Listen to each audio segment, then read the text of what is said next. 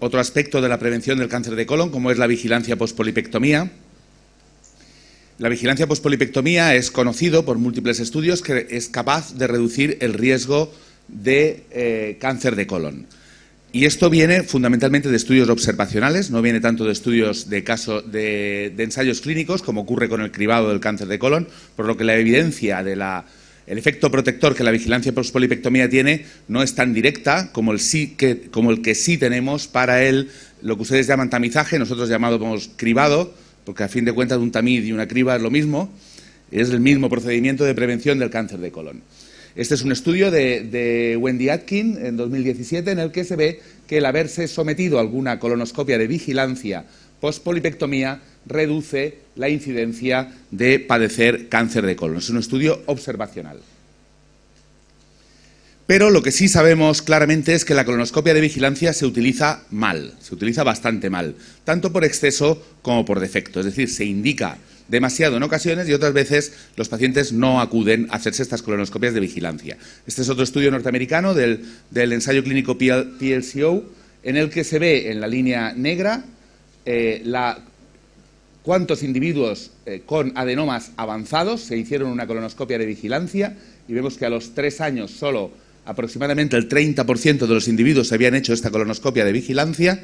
En cambio, en la línea más fina vemos los individuos que tenían una colonoscopia normal y vemos que también a los 5 años aproximadamente el 30% se habían hecho una colonoscopia de vigilancia que no estaba indicada. La colonoscopia de vigilancia tiene una serie de puntos de partida que es importante tener en cuenta. La primera es la que he dicho antes, no existe una demostración directa del beneficio de la vigilancia pospolipectomía en la reducción de la incidencia o la mortalidad, una evidencia directa que proceda de ensayos clínicos aleatorizados. Además, los intervalos de vigilancia que se emplean son arbitrarios y tampoco están basados en ensayos clínicos, esto de repetirla al año, a los 3 años, a los 5, a los 10, no sabemos bien por qué hacemos esto. Las evidencias que se disponen en general para la vigilancia, la eficacia, cómo hacerla, etcétera, para la vigilancia pospolipectomía son escasas y de poca calidad. Uy, ¿qué pasó?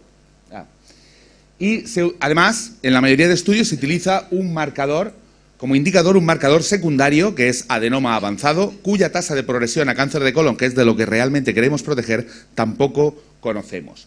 Sin embargo, la colonoscopia de vigilancia supone aproximadamente el 20-25% de las indicaciones de colonoscopia, a menudo con alta tasa de inadecuación. Es decir, estamos haciendo prácticamente la cuarta parte de nuestro trabajo sin demasiadas evidencias de su eficacia. Y eso es importante, sobre todo en sistemas públicos de salud. Esto es un estudio de modelización holandés en el que se ve cuál es el efecto en la reducción de la incidencia y la mortalidad de el cribado y de la vigilancia pospolipectomía, es decir, del cribado del cáncer de colon, del tamizaje y de la vigilancia pospolipectomía. Y vemos que, siguiendo, por ejemplo, estas guías de vigilancia pospolipectomía, la reducción de incidencia en la barra negra o de mortalidad en la barra gris que se consigue con el cribado es la que llega hasta la línea horizontal y la reducción adicional de incidencia o de mortalidad que consigue la vigilancia pospolipectomía de estos individuos es lo que queda por encima de la barra horizontal. Por tanto, lo que consigue la vigilancia comparado con lo que conseguiría el tamizaje es realmente muy poco. Por tanto, deberíamos emplear nuestros recursos para hacer cribado, para hacer prevención secundaria en individuos con asintomáticos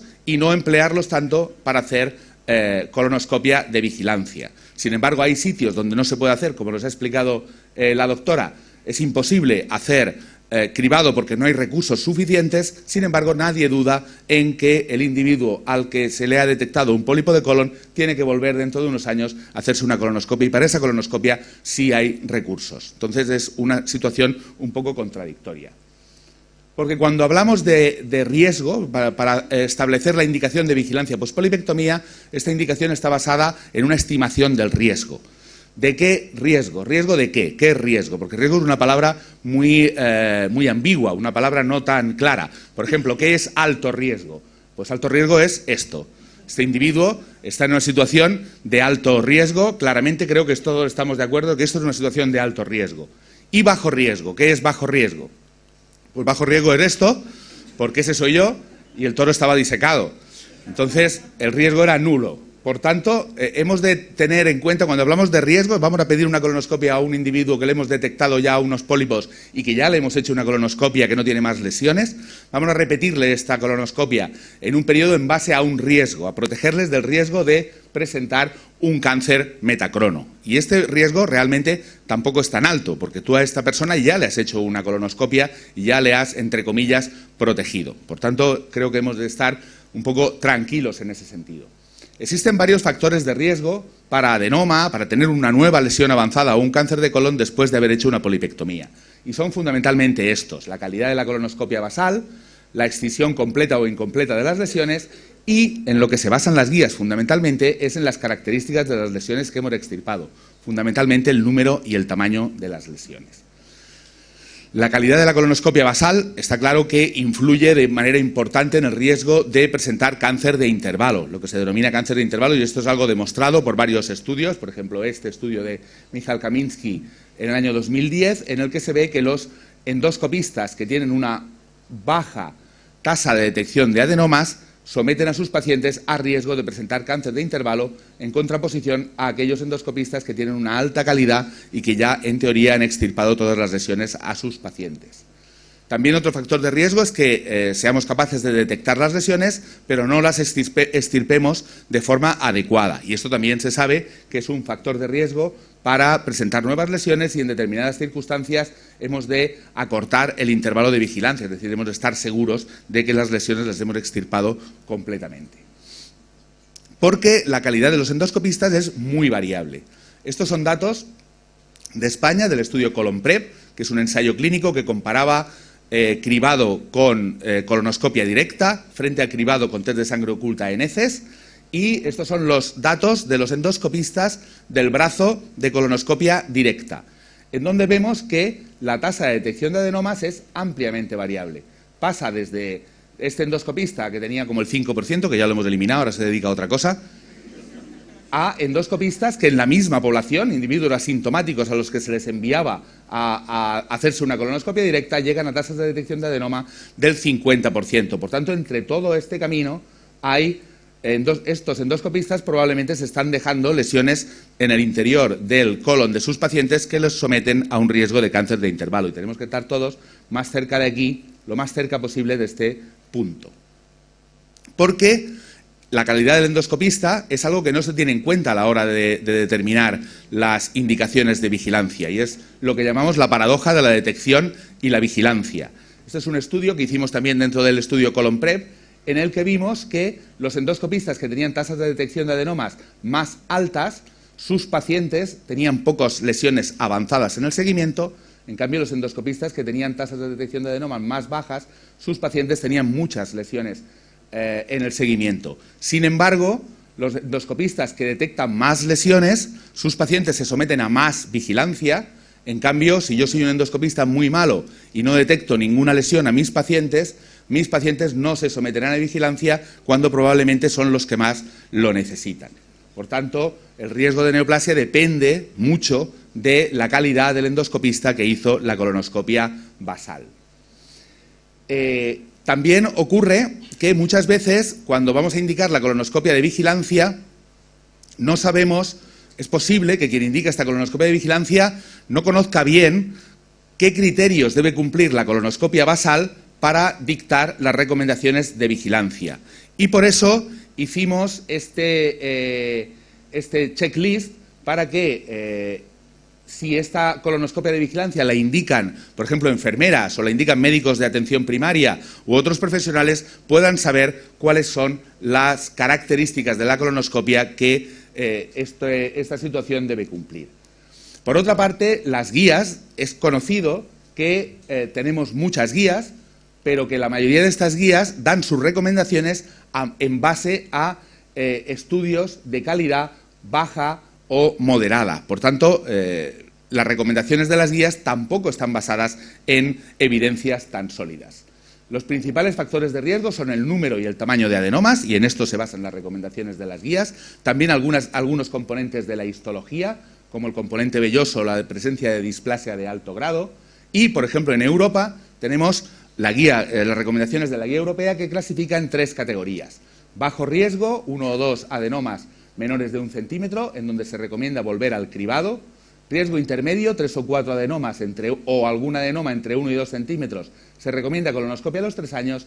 Y riesgo alto, más de 5 adenomas o al menos un adenoma mayor de 2 centímetros, se recomienda colonoscopia de aclarado en 1 año. Y para esto las evidencias son, como hemos dicho, escasas, pero vamos a comentar un poco rápidamente cuáles son las que tenemos. Por ejemplo, este estudio para pacientes con adenomas de bajo riesgo, se ve que la colonoscopia basal ya protege a los individuos lo suficiente, y los individuos que se han hecho una colonoscopia y se han encontrado adenomas de bajo riesgo, ya sin hacerse ninguna nueva colonoscopia, su riesgo es inferior, su riesgo de morir por cáncer de colon es inferior al de la población general. En este otro estudio vemos que los individuos que tienen adenomas no avanzados tienen el mismo riesgo de presentar un cáncer de colon posterior que los individuos que tienen una colonoscopia normal, que la colonoscopia basal es normal. Por tanto, las recomendaciones en individuos en los que encontramos adenomas de bajo riesgo deben ser las mismas que recomendamos a individuos con una colonoscopia normal. Es decir, probablemente volver a repetirse la colonoscopia dentro de 10 años. No es necesario repetírsela antes porque su riesgo es realmente muy bajo.